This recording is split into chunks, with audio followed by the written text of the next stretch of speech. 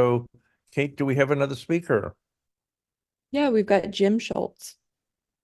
Hey, Jim, can you hear me? Yes, I got you. And my video should be coming on now too, hopefully. I take it, Um a pink shirt and you have purple hair.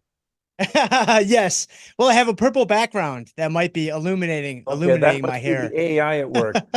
Did you hear that somebody asked Google last week that how do you thicken spaghetti sauce? And they said you pour glue in it. And that was the AI response. And so Google traced how it came up with such an awful answer, and it was using the onion as its information source. Oh, that's great. Oh, that's Yeah, I phenomenal. This can't. is the future, John. This is it. Like this is what we have to look forward to. I just hope that next time I have open heart surgery, the doctor isn't relying on the same AI. No, that's coming, man. That's coming within 18 months. You and I both know it. You can't Yeah, I stop it can't now. tell the difference between humor and fact. Oh, that's great. Oh man, there's a lot of work to be done. Lots of We work have to be we done have on a the lot of AI heavy front. lifting to do. Those Yes. NVIDIA, get those chips going. What you have isn't good enough. Okay, you have until 5 minutes before the hour. Oh, I have to give you an introduction here. Dr. Jim Schultz is the host of the daily flagship show From Theory to Practice, where he explains theoretical trading concepts and provides a practical application of those concepts to a trading portfolio. He has also led various research series such as Skinny on Options, Abstract Applications, and Trade Logic Unlocked, and has tapped into his teaching roots on where do I start? Options 101 and options crash course. And let's see. Okay. So again, you have until 5 minutes before the hour. We have more prizes to give away. I'm going to go ahead and mute myself, and you have the floor. All right, great. Thank you so much, John. Thank you, Kate, and thank everybody at the Mad Hedge Summit. I've been a part of this now it's been a few years, and I'm really appreciative of the opportunity to be with you all here today.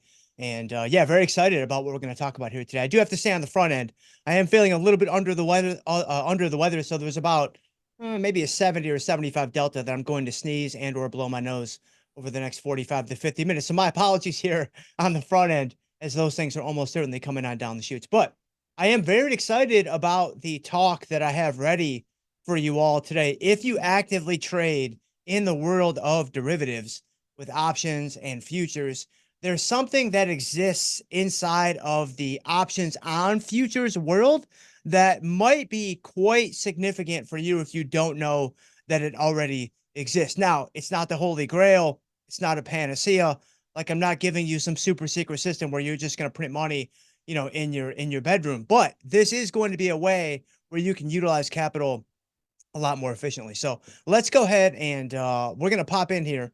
I'm probably going to go, if I had to guess, I'd say we'll go for maybe 30, 35, 40 minutes. And then I'm going to open the floor to any questions that you all have. So drop them in the chat box. I'll try to get to as many as I can in the last 10 or 15 or 20 minutes of the talk here today. So let me go ahead and bring my screen up.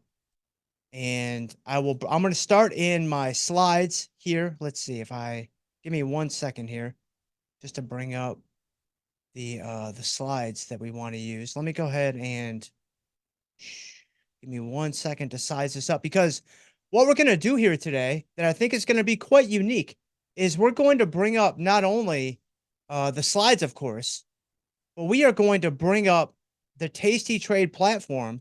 And I'm actually going to show you what we're going to learn today. I'm going to show you what we're going to learn today inside of not only a margin account, but also an IRA account. And so I have both accounts ready to go. They're both live. They're both, in the markets. They're both, funded. They're all these things. And so it's going to be very, very interesting to see how what we learned today applies to a margin account, but maybe even more importantly, how it applies to an IRA. So if you are out there and you're actively trading in your IRA, whether it's a lot or a little, I think what we're going to discover is going to absolutely blow you away in terms of how you can use your capital more efficiently using futures options inside of an IRA. So, okay. So just a couple of slides. And for those of you that might be familiar with, my programs on the Tasty Live network with From Theory to Practice specifically, this will be quick. This will be painless. I'll have you out the door on these slides in no less than 33 minutes. So let's go ahead. Let's talk about capital and what it means to our portfolios. Basically, capital is portfolio oxygen. Like the capital that we have in our portfolios, whether it's a lot, whether it's a little, I mean, this is what we have to do the things that we want to do, right? How we choose to allocate the capital, what positions we choose to put on, like all of these things obviously matter quite a bit. And it all starts with and traces back to the capital that we might have available in our portfolios. And so this is the lifeblood of what it is that we're trying to do, whatever it is that we're trying to do, whether we're supremely active, whether we're a lot more passive, whether we're kind of somewhere in the middle, whether we're using stock, whether we're using derivatives like options and futures, whether we're doing foreign exchange, whether we're doing whatever we're doing, the capital is the thing that's going to allow you to do whatever it is that you want to do. Okay. Well, how we choose to allocate our capital at both the portfolio level and the position level is going to have a huge impact and directly influence the outcome of whatever it is we're going to do, the performance that we're trying to achieve on the portfolio for a given, week, month, quarter, year, career, whatever it might be. Generally speaking, again, this is painting with a fairly broad brush, but generally speaking, we believe the Tasty Live research has shown that with overall capital allocation, we typically want to be somewhere between 25 to 50%. This is going to be where most traders land when it comes to how much of their total capital do they have allocated in the markets at any given time. And so what does that mean? Like using actual concrete numbers and a direct example, if I have a $50,000 portfolio, if I'm allocating 25% of that portfolio, that's going to be about $12,500 that's allocated at any point in time, up to maybe $25,000 allocated at any point in time. Now, are there times when we go above this? Yes, of course. Are there certain traders that like to live, below this? Yes, of course. This is, again, painting with a broad brush and just giving us a foundation to kind of understand some of the nuances with capital allocation, like some of the things we're going to talk about today with futures options specifically. But again, 25 to 50%, it's a really good kind of starting level. That's a really good kind of baseline level for overall capital allocation at the portfolio level. Okay, what about position allocation?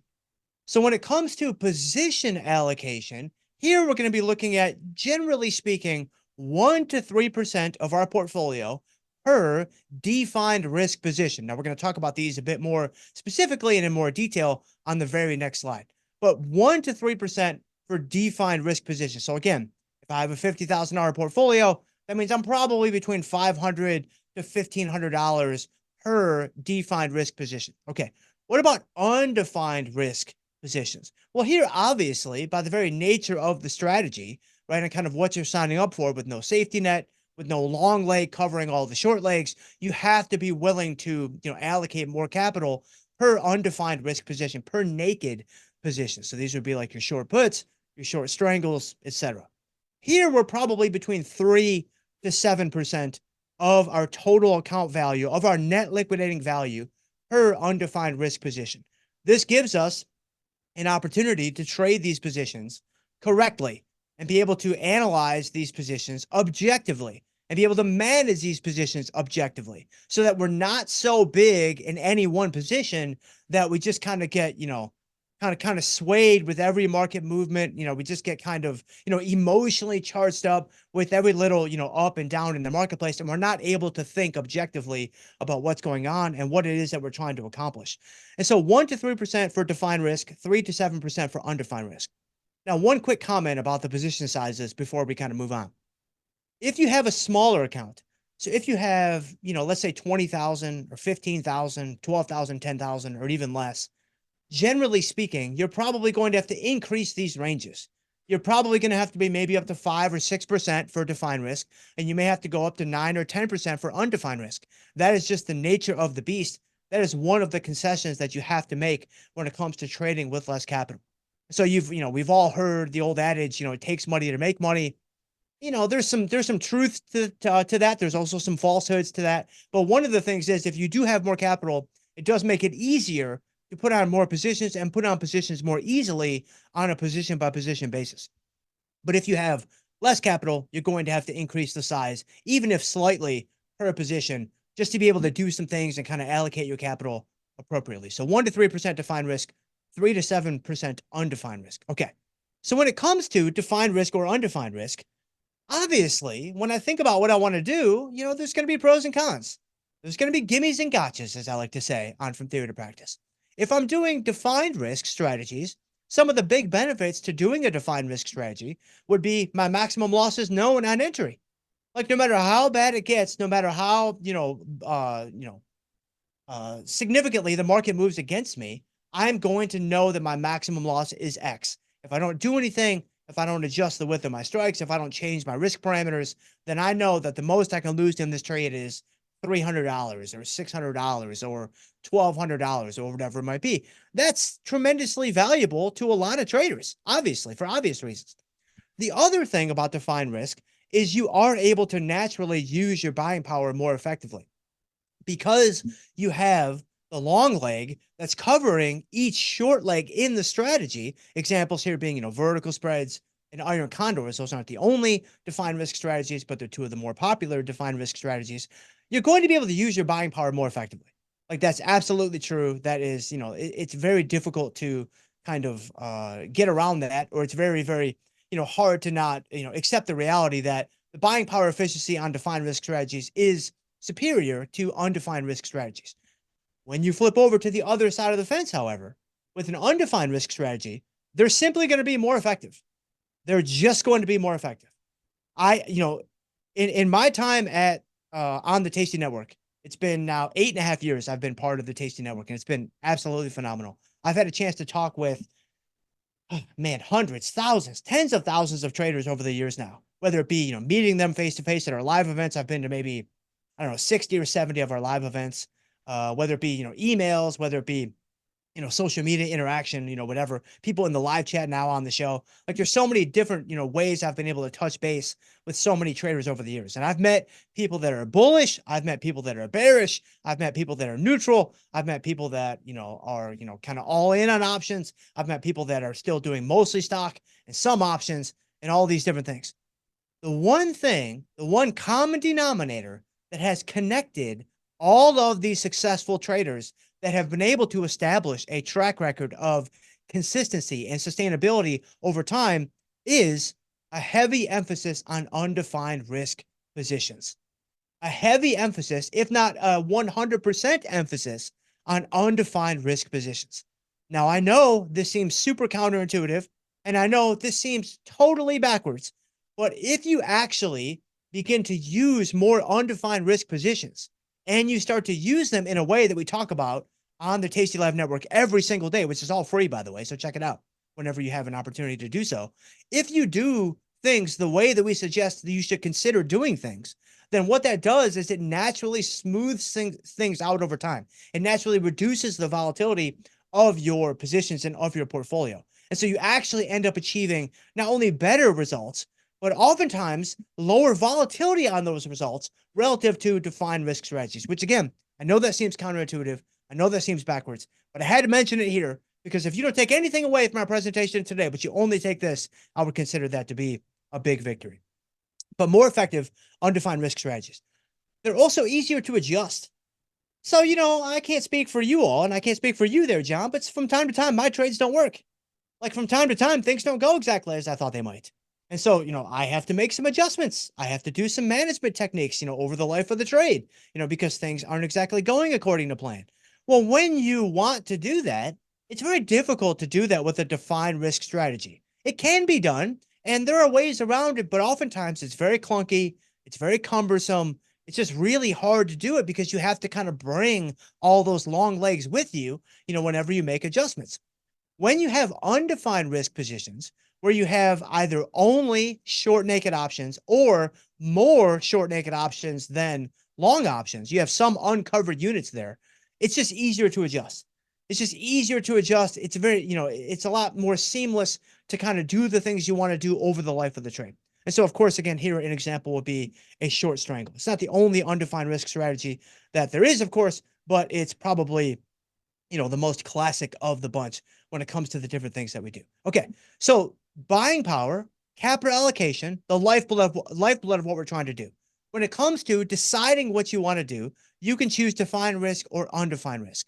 What I'm going to do now for the remainder of my talk is I'm going to focus exclusively on undefined risk positions, because what I'm going to show you only applies to undefined risk positions. You don't really quite get the same benefits from what I'm going to show to you guys with options on futures with defined risk strategies. So with undefined risk strategies only, oftentimes what you're going to run into is account limitations when it comes to trying to do certain things, specifically in a retirement account like an IRA.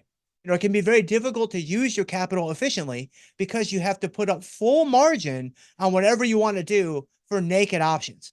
And that can be annoying. That can be very capital intensive. And so that can just be really, really difficult to allocate your capital efficiently when you're in an account like an IRA. But I'm going to show you guys with options on futures, it's absolutely unbelievable what you can do with options on futures. Okay, so what I'm going to do now is I am going to go into, let's go into the tastytrade platform. So I'm going to bring up, I have to resize my screen. So give me 1 second here. Let's bring up the tastytrade platform. And what I have here is this is a margin account. This is the margin account that I trade on from theory to practice every single day. So for anyone out there that follows me on the Tasty Live Network and you see me do my show every day at 2 o'clock Eastern, then you're familiar with this portfolio. So what we're going to do is let's look at just a couple of very simple positions in some of the major indexes like SPY and QQQ. So like the S&P 500 and the NASDAQ. We're going to look at this inside of a margin account, and then we're going to look at this inside of an IRA account. And then you're going to see that there is a remarkable difference with capital efficiency, especially inside of the IRA. So let's say, you've got SPY, which is down a little bit today, down a couple of dollars. And you've got SPY at 525. So let's say I wanted to go in here and I wanted to go to the July cycle with 45 days to go. So we typically like to enter our trades around the 45-day marker. This is a really good time to enter a short premium trade because the time decay curve is working in your favor and it's beginning to accelerate in terms of how the extrinsic value is going to dissipate over the time of the option, right around that 45-day marker. So maybe I go into July and maybe I go to, I don't know, let's just say a 30 delta put. So let me see if I can grab, yeah, there we go. Let's grab the drawing tools here. So maybe I'm looking at this 514 strike put. And let's just keep it really simple. I'm not even going to do a strangle. Let's keep it super simple. Let's just sell puts. This is one of the simplest, if not the simplest strategies that exist in the marketplace. A short put, right? This is very often used as a stock replacement. This is very often used in place of just buying shares. A lot of traders like to sell puts to kind of get, more capital efficiency, maybe get a long position started in the stock. There's a number of reasons why you might want to use a short put. But let's look at this 30 delta short put. So I'm right here at the 514 strike. And you can see that it's selling for about a $4.60 credit. So, all right. So if I go to sell this 514 put, now remember, I'm in a margin account right now. If I go to sell that 514 put, you can see that my buying power on this trade, it's pretty significant, right? That's not insignificant at all. It's about a $9,000 buying power to be able to sell this 514 put. Now, let's talk about, what type of account you would need, what type of account size you would need to do a trade like this, just as kind of a bit of a side note, since it's already on the screen. If I wanted to sell a naked put in SPY, at least at the 30 delta right now, obviously, depending on the strike you choose, the buying power is going to change a little bit, and it's going to increase, it's going to decrease, depending on how far away you are from where the stock is right now. But I would say you would probably want to have a minimum of $120,000 in your account to be able to do this correctly.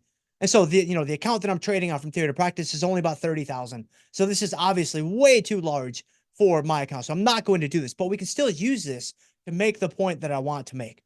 So right now you see I'm selling a 514 strike. I'm at the 30 delta. My credit is about $4.50 or thereabouts.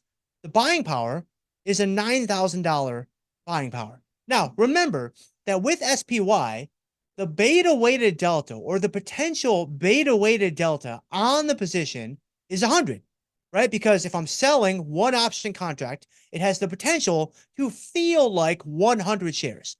it has the potential to feel like the full weight of the contract, which of course is 100 shares. Now, because this is a 30 delta, which you see right here, it's only going to start off by feeling like 30 of those 100 shares. And so it's not going to feel like it's full weight, but if SPY goes down and the option goes in the money, especially if it goes deep in the money, SPY falls, 510, 505, 500, 495, etc., then this position is going to start to feel more and more like 100 shares. And at a certain point, it's going to feel like it's full weight of 100 shares if I'm still holding this position very close to expiration. And so keep in mind, that's very important from a sizing standpoint when it comes to what is the potential maximum weight of this contract. In the case of SPY, the potential beta weighted delta is 100. Okay. This is SPY 30 delta put. All right. Let's now clear this away. Let's go into MES. So this is going to be the micro S&P 500 futures. So obviously you have ES, which is your mini futures. You have MES, which is your micro futures. So this is going to be another type of product that we can use to establish a position in the S&P 500. And we're going to do the exact same thing, and we're going to look at the buying power differences inside of a margin account when it comes to doing something in MES relative to doing something in SPY. So if I go into MES, so I'm going to do the same thing. I'm going to find the 45-day cycle, which is right here. So I'm still in July 19th. It's going to be the same expiration date. We're trying to create as much of a ceteris paribus situation as we possibly can. So if I go in here and I open up July, now again, this is obviously, the prices here, SPY is essentially 1/10 of SPX. And so ES is going to track more closely to SPX than it is to SPY. So that's why rather than talking about, stock prices that are 520 or 525, we're going to be talking about stock prices that are, 5,200 or 5,250. But again, just to make this as much of an apples to apples comparison as I possibly can, let's find the 30 delta option. So there is no 30 delta option on the put side. There's a couple of 31s. And so I've got the 5220 or the 5225. And so I'm going to go ahead and sell. I'm just picking one kind of at random. I'm going to sell the 5220. So now let's take a look at the parameters of this trade. So a couple of things. So number one, again, remember, this is the same underlying product, right? This is the S&P 500. So we're not talking about different products. I'm not comparing, Microsoft against, NVIDIA. I'm not comparing, Chipotle against McDonald's. Like, this is S&P 500 and S&P 500. Now, there are some important differences between how these products are sized, and we're going to talk about that here in just a second. But just understand that the base product underneath both of these different strategies is the same. It is the S&P 500. So 5220, you see my probability still looks pretty good. It's very similar to what we saw in the other trade. I think the other trade maybe was in the 70s or so. If you look at the credit collected, so this is one of the key differences to, doing doing options on futures relative to equity options. When you do options on futures, there's always going to be a multiplier that you have to take into account when it comes to figuring out, how many dollars are at risk or how many dollars of potential profit you have in the trade. And you just have to learn the different multipliers in the different products. For MES, the multiplier is actually it's $5. I'm going to write it over here. It's $5 per point. And this quote inside of MES, these are actually, it's not dollars, it's not cents, it's actually points. And so to actually figure out, how much potential profit is in this trade, you have to take $5 per point and multiply it by the credit collected, which is in points. So 5 times 49 gives you a maximum profit of $245. So keep in mind, that's one of the differences between, options on futures and then, of course, equity options like in the SPY markets. Okay, so that is one difference. But then also, I'm sure some of you out there, especially my overachievers that might be watching the program here today, take a look at this. Look at the buying power efficiency. The buying power efficiency is 1/10 of what we just saw in SPY. Guys, this is $900 for essentially the same trade. In fact, this trade is actually significantly smaller than the SPY trade, which we're going to talk about here in just a second. But the buying power is $900, almost $1,000. Whereas the buying power on the 30 delta put in SPY was $9,000. And this is in a margin account where I'm already getting margin relief. I'm already getting some buying power efficiency by the very nature of the account. Well, look at how much further my capital can go using futures options relative to equity options. I mean, this is incredible. If you don't know that this exists, then this could be a really nice addition to whatever it is you're trying to do inside of your portfolios. Again, we're not pulling the candlestick. We're not sliding across the bookcase to find, the secret passageway to just endless profits. Like, that doesn't exist, sadly. But this will give us an opportunity to use our capital so much more efficiently. So $900 when it comes to MES. Now, let's talk about the sizing differences a little bit, because some of you might be thinking, wait a minute, Jim, wait a minute, right? I've seen you before on Theater Practice. I've been following you on the Tasty Live Network, and you're the one that's told me for every gimme, there's a gotcha. So all I'm seeing so far are a bunch of gimmies, right? Like, I'm seeing a lot better buying power. I'm seeing same underlying product. I'm seeing more capital efficiency, blah, blah, blah, blah, blah. Where is the gotcha? So you might be thinking that the gotcha must be the sizing differential. The gotcha must be, oh, this must be a huge position relative to SPY. It's actually not. In fact, it's a significantly smaller position relative to SPY. So if you remember, this is a 30 delta MES option. If you remember, when we looked at SPY, what was the maximum size of that position? It was 100, right? 100 delta was the maximum size of that position if it went fully in the money and it started to feel like the full weight of the contract. Okay, well, in MES, so in this product, every one lot, so this is just a one lot, you can see that right down there, right? Every one lot is $5 per point, and it has a maximum value in terms of size of 50 beta weighted deltas. So every MES contract is structurally smaller than every SPY contract. So we would actually have to do 2 of these to equate for the size between SPY and MES. And so from a sizing standpoint, you're actually smaller with MES than you are with SPY. And so that ends up being another gimme. So not only is this not bigger, it's actually smaller, and you get so much buying power relief when it comes to, the capital allocation that we see very clearly with the buying power effect SPY relative to MES. And so, from a sizing standpoint, using something like MES is going to allow you to, size your positions even smaller than you could do otherwise, and just allow you to kind of fit into the nooks and crannies of the marketplace a little bit more easily with the different things that you want to do. And so the only other thing that I want to bring up here is, and it's not even really a gotcha. I mean, I'm a little blown away by these. I discovered the futures options a couple of months ago on From Theory to Practice, and we've been trading them a lot, ever since. And, the gotchas that I have found so far are, number one, this buying power, it does expand more quickly than the equity options might expand. So it might expand more quickly than equity option buying power expands. So whenever you have a position, a naked position, the buying power can increase. Like, if there's, more risk in the position, if it goes deep in the money, the buying power can increase in SPY from 9,000 to 10,000 or 11,000. And so that buying power can increase. Well, this buying power can increase too. And so this buying power can increase from 900 to, 1,200 or 1,500 or 1,800. And so you need to be ready that it can increase more quickly. Like, the buying power on an MES option, it's going to double much more quickly than the buying power on an SPY option is going to double. And so you have to be aware of that.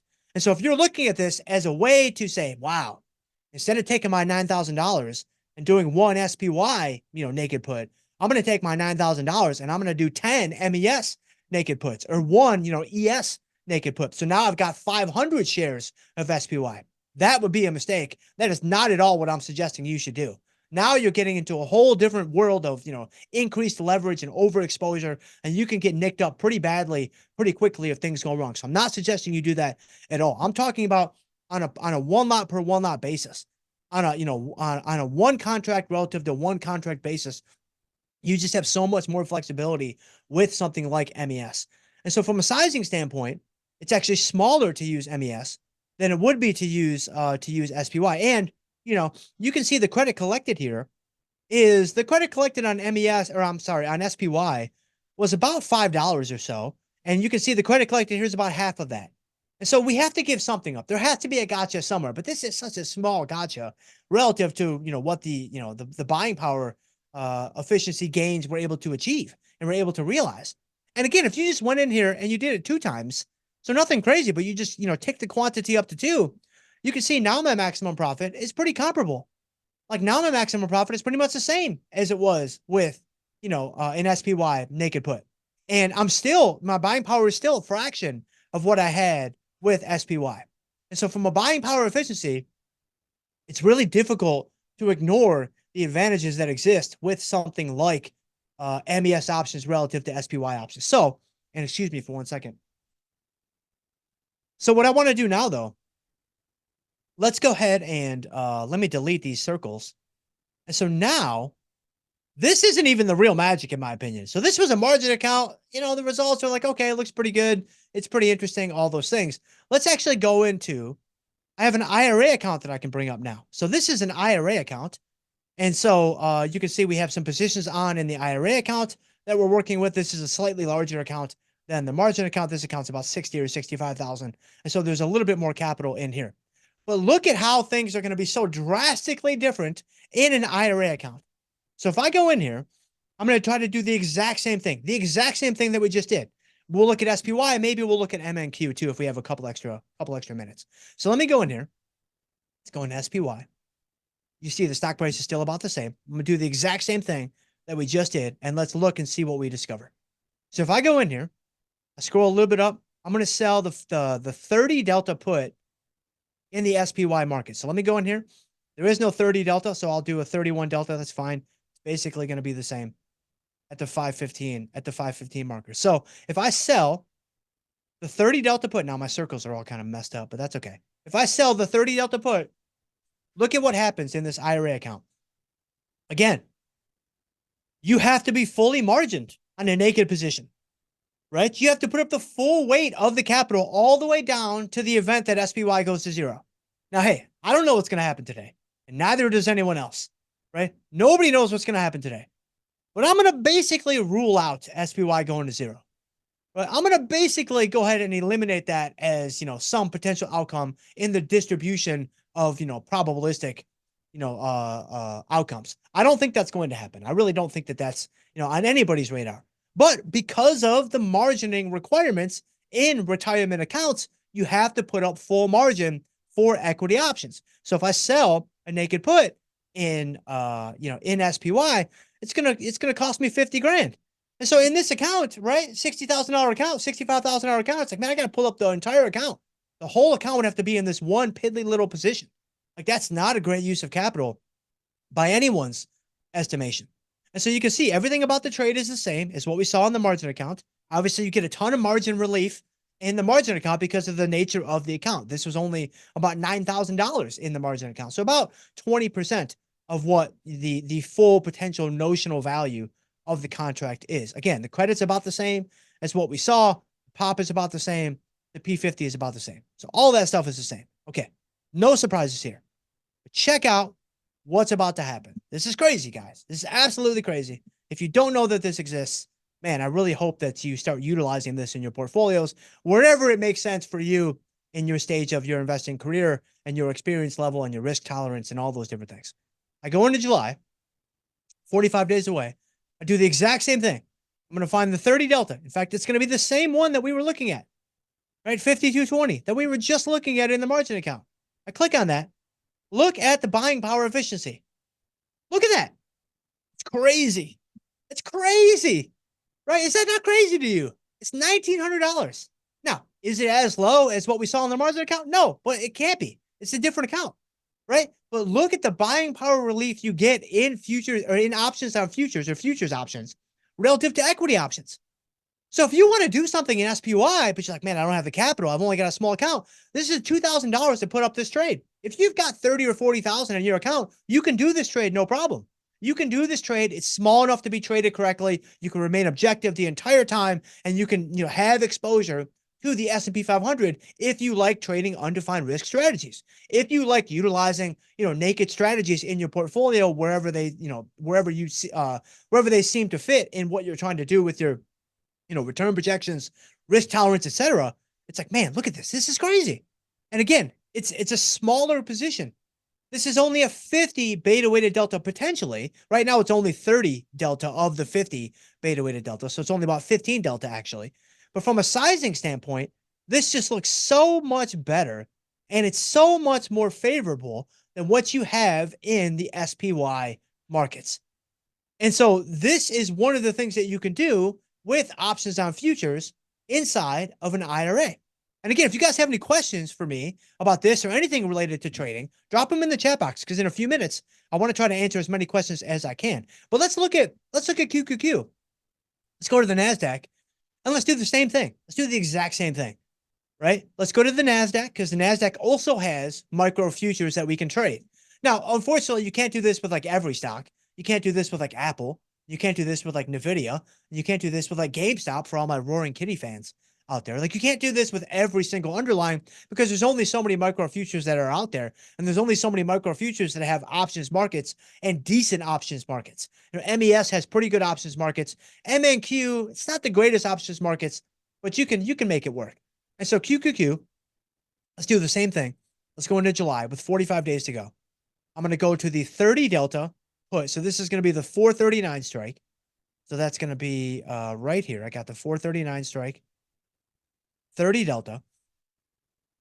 And if I sell this put, again, I'm in an IRA account, right? And so look at the buying power effect on this position. It's $43,000. Again, I'm margined all the way down to zero. I have to put up the full margin of the position just in case the stock goes down to zero, just in case the NASDAQ is all of a sudden bankrupt, which would be a fairly big problem, I think, for all of us. If that were to happen. So again, fully margin, cash secured, naked put in QQQ. Again, you see the probability looks pretty good. The P50 looks pretty good. The credit collected looks pretty solid. Like all those things look pretty good. Okay, let's do the same thing that we just did, but now we're going to use MNQ because that's going to be your micro NASDAQ future. And so I do the same thing. I go to July, 45 days to go. Let's go apples to apples. Let's find our 30 delta, which for our purposes here is going to be the 1830. And I'm going to sell this 30 delta put in the micro NASDAQ futures, which is / MNQ. Guys, look at this. It's crazy. It's absolutely bonkers. The buying power is $2,700. Right? Now, you're not getting as big of a difference as you were with MES, but guys, come on. This is crazy. Right? I can put up a naked option in QQQ for 40 grand. I can put up a naked option in MNQ for 2,700. Now we're going to talk about the sizing differential here in a second, but you're going to see it's the same story that we just actually learned with SPY and MES. The buying power efficiency with MNQ is supremely more efficient than QQQ. It is a fraction of what you would have to put up in the QQQ markets. And so again, if you're in an IRA, man, this is something you should give very serious consideration to. This is something you should actively want to learn more about and say, man, how can I utilize this in my portfolio with what I'm trying to achieve? Because that buying power efficiency, it's second to none. Like that buying power efficiency, it's incredible, right? So $2,700 in MNQ. All right. So what are the sizing differentials with QQQ? Well, if we go to, so let's actually, I'm actually going to get out of here. Let's go to the watch list. We'll just use Tom's watch list right now because all I want to do is I want to look at, because SPY is nice and easy because with SPY, it's a 100 share contract, of course, because it's an equity option contract. But because, we typically like to beta weight different stocks to the SPY so we can get some kind of standardized measure of, what the stock is going to feel like relative to the SPY. Well, when I'm looking at SPY, I don't really need to do that because I'm just looking at, what would this stock, look like or feel like relative to itself. And so I don't need to do that because it's already SPY. But when I'm looking at some other stock, whether it's another index, whether it's an individual stock, whatever, then I have to beta weight that to the SPY to get some feel for, how big is this stock or this underlying index going to be relative to exposure in SPY. So if I go into QQQ, just looking at, the beta of QQQ is just a little bit over 1. And the correlation of QQQ, the correlation of QQQ is 0.93. So that essentially tells me that this is going to feel like a little bit less than 100 shares of SPY. The beta is slightly higher, but the correlation is slightly lower. It's probably going to be right around the same, maybe slightly less. I know from experience that one MNQ future feels like about 80 beta weighted deltas of SPY. And so if we go in here, and if I bring up, I'm actually going to go on my positions tab here because I have all this blank black space that I can work with. If I go in here and I look at, QQQ, let's do just a little kind of Final Jeopardy action here. If I go QQQ, this is going to be, one, a one lot. So one contract is going to feel like, let's say, approximately, probably about 95 beta weighted deltas based on the correlation metrics we just saw and based on the beta that we just saw, maybe 100 beta weighted deltas. It's going to be about the same with SPY. I think maybe a little bit less. With MNQ though, so with / MNQ, one of these is actually only going to be equal to about 80 beta weighted deltas. So again, I'm in a situation where this is actually a smaller position than what I would have to, contend with QQQ. Like this is actually a much smaller position than what I would have to contend with QQQ. And so, from a sizing standpoint, I'm in a situation where I can actually get smaller using the MNQ options relative to the QQQ options. And so, for that reason alone, it's like, man, I should probably give MNQ some consideration if I want NASDAQ exposure with naked options, undefined risk strategies, etc. And so with MNQ and MES, this is a really, really interesting way to add exposure in your portfolio. Now, one final thing that I want to say here, let me bring up this 30 delta option. If I go ahead and if I sell this 18.3 for a $215 credit, once again, I'm in the futures options world. I have to add a multiplier. The multiplier for MNQ options is $2 per point. So you can kind of see the math right here. If you go from here, if I go from here to here, you're going to see that that's just a $2, a $2 multiplier. So if I multiply that by $2, then I'm going to get to the maximum profit on the position. And so $5 multiplier with MES, $2 multiplier with MNQ. And so that's essentially my talk. We've got about 10 or 12 minutes to go. So that's not too bad. I always go longer than I think I'm going to go, even when I'm kind of feeling under the weather. And so we're in mid-season form, which I guess that's good in some regards. But I would really love to know. I'm going to bring up the chat here really quick, and I'm going to leave my platform open in case you guys have questions that require me to pop in, the markets. Okay, so I see some questions. This is great. Rick Thompson, and thank you for being here, Rick. I really appreciate you, and I appreciate your question. Rick says, can futures be traded in an IRA? Yes, absolutely. Absolutely. Now, I can't speak for every brokerage, but I can speak for tastytrade. I mean, I know at tastytrade, they want to give you full control over, your capital and over your funds. And so if you sign up for an account with tastytrade, then you're going to be able to trade futures. Obviously you have to fill out the questionnaire. You have to, you have to make sure, they have to make sure you know what you're doing. And so you certainly want to, make sure you do know what you're doing. But assuming that you do, then yes, you can absolutely trade futures in an IRA account. The buying power on a futures account or on a futures position is a little bit more than it is in a margin account. In fact, here, I'll even show you guys really quick since I have the opportunity to. If I were to go in here and I were to sell like an MNQ, you can see the buying power is going to be about $2,400. So that's for one MNQ. That's a pretty small position, right? I mean, you could easily fit that into, a lot of different account sizes. You get 20, 30, 40,000 in your account, then you can probably do this, pretty comfortably one way or another. I probably wouldn't do this with like 10,000 or 12,000 or 15,000. That's almost certainly not enough capital to be able to do this correctly. But $2,400 for an MNQ future, this is the IRA account. Let me go ahead and let me bring up the, so this is the margin account. So we're back in the margin account now. If I go into MNQ, same thing, right? Same trade. You're going to see it's going to be less, but not that much less. So it's actually not that big of a difference, right? $1,900 versus $2,400. And so, yes, you can absolutely trade futures in an IRA. So hopefully that helps you a little bit there, Rick. So, all right. So let's go to, let's see. And again, I apologize for the sniffles. and whatnot, but we power through. And then let's see, Raju, what's going on? Can you buy option on MES? Yes, you absolutely can, but you shouldn't. And I don't know what the other speakers have had to say today, but you should not do that at all. You need to be selling options, Raj, you on MES or any other underlying for that matter, so that you have time playing in your favor. You have volatility's tendency to contract working in your favor. You have all these different things that we talk about on the Tasty Live Network every single day. So I would definitely check out all the shows we have in the archives at Tasty Live, Raju, if you're kind of new to options, or you're trying to figure out should you buy options or should you sell options. I'm a little bit biased, maybe even a lot of bit biased, but I think we make a pretty compelling case for why selling options is the way to go. But yes, you could buy an option on MES if you want to. Absolutely. And let's see.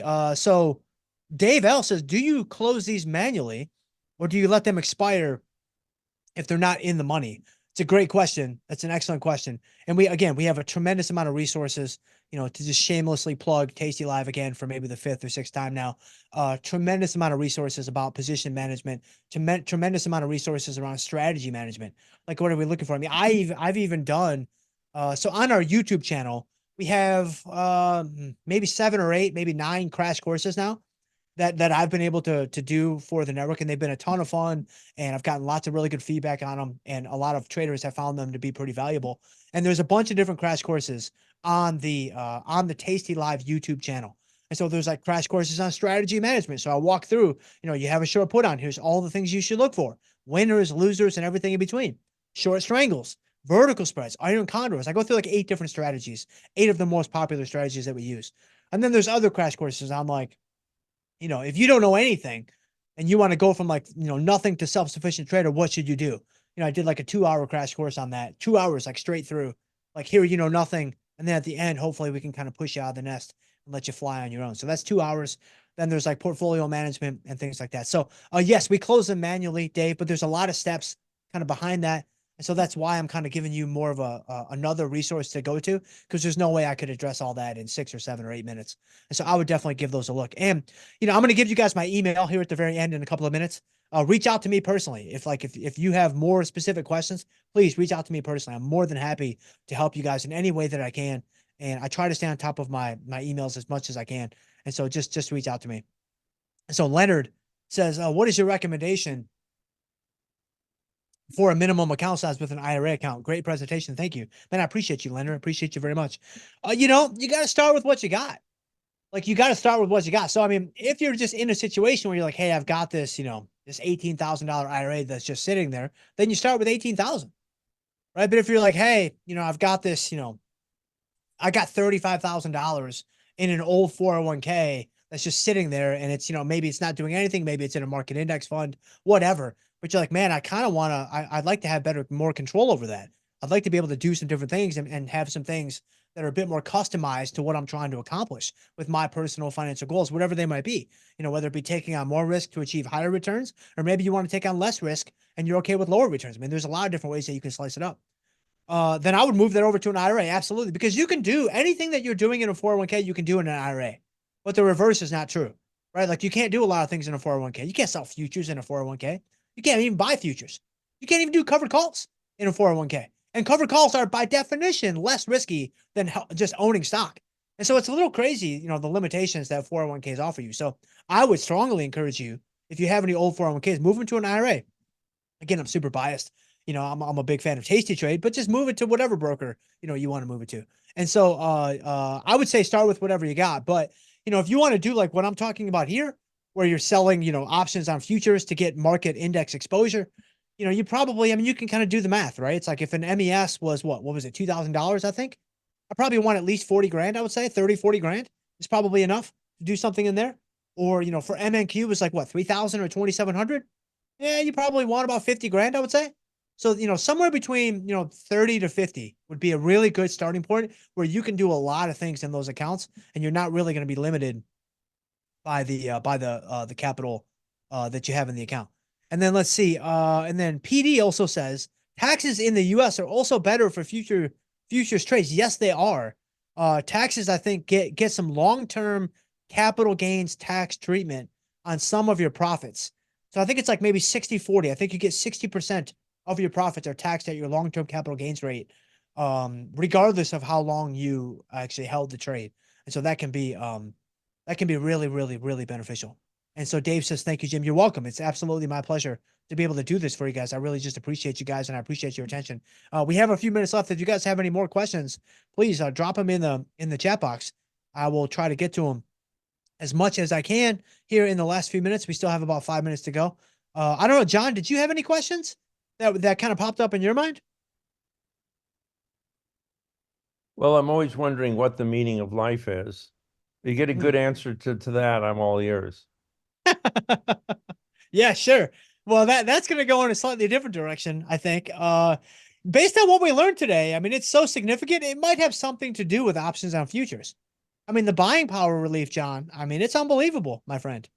Let me tell you, making a ton of money trading options definitely gives meaning to your life. Yes, that is very, very true. That is very, very true. So my favorite question is, what do you think, what's the biggest mistake you see traders make? Yep. And that's a very easy one to answer because I can speak from personal experience. It is no question, not even close, trading too big. It's trading too large, right? And we can actually use today's presentation as a great kind of example around that, because, people will see the buying power differential that is quite significant, that stark contrast, and they'll say, man, you know what I'm going to do? I know the market's going up because of XYZ. I know the market's going down because of ABC, which spoiler alert, you don't know either one of those things. But if you feel that way, people will lever up and they'll go all in and they'll try to, catch a move, and then they'll find themselves in a world of hurt at some point or another. So it's absolutely sizing up too big. It's absolutely just trading too large, 100%. Let me tell you a story about that. About 15 years ago, somebody launched an online service where the customer was able to set the degree of leverage on their portfolio. And I asked the guy who was running this, I said, what leverage factor do people always choose? Guess what they picked? That's good. That's good. That's Now, pretty good. Yeah, the you got me maximum on that one. leverage possible. They all went for 10 times leverage. And within 3 months, all of their customers had a total loss of capital, and the company went out of business. Yep. Yeah. I mean, I'm not surprised. I'm not surprised. I mean, it's an innovative idea, but you're playing with fire. You're absolutely playing with fire when it comes A to lot that. of people don't want to invest. They want lottery tickets, which is why the GameStop thing has come back again. Those are just pure lottery tickets. Yep, that's 100% right. I 100% agree with you. I did see one more question came in. So Michael Harrington said, what are the margin requirements for trading ES contracts on tastytrade? So let me show you guys that really quick, and then I'll just give you guys my contact information, and I want to make sure that we've got plenty of time to go to the next speaker. So this is in a margin account. So if I go into ES, and let's say I want to sell an ES contract, you're going to see the buying power effect is only about $12,000 or $13,000 in the margin account. If I go into the IRA account, let's clear that. Let me bring up the IRA really quick. It's obviously going to be, wait, hold on. This is the IRA. So if I go into, let's do ES, I think it's like maybe 20,000 if I remember correctly, approximately. Yeah, so 16,000, so a little bit less. So 16,000. So those are your margin requirements on ES futures in Tasty. And then lastly, yeah, let me go ahead and let's bring up so let me just I'm not gonna bother trying to size that correctly, because I just want to get this to you guys and make sure that John has time to get to the next speaker. If you guys have any questions for me, man, please reach out. I'm very, very happy to help you in any way that I can. If you guys want to email me, I'm jschultz@tastylive.com. Or if you guys want to connect on Twitter, I'm at jschultzf3. I would love to connect with you guys on there as well. I do see one more. Let's see, is there one more question? Oh, here we go. Yeah, I'll get to one more really quick. So, Danny, when we sell options on futures, are they done naked or as spreads? You can do either. You can also do spreads. I mean, what I went through today is just naked. Because again, when you actually spread something off, the buying power is going to be determined by the width of the spread. So there's not going to be any like great buying power savings. It's all going to be dependent upon, what the spread of the future is. But the actual difference, the significant savings in buying power efficiency really only happens with naked strategies. So that's it, John. I think we're done. And I just appreciate all you guys that hung with us today. Okay, great having you on. Love to have you back. Very educational. Always a lot of interesting ins and outs that you can explain to the viewers.